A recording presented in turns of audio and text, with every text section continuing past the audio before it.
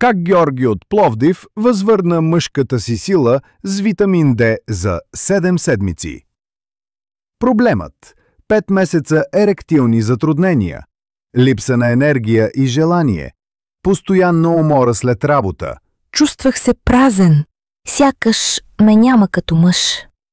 Георги, 37 година, IT-специалист, Пловдив. По 9 часа пред компютъра, почти без слънце, малко движение.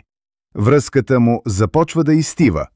Несигурност и напрежение във всеки разговор с партньорката. При преглед, урологът му казва: липсата на витамин D може да понижи тестостерона и кръвотока.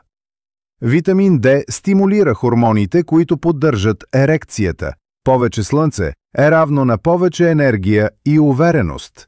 Витамин D3 – 4000 укупи содини всяка сутрин, 15 минути слънце дневно, 3 пъти седмично, кратка тренировка, общо под 20 минути на ден, плюс 85% подобрение на ерекцията.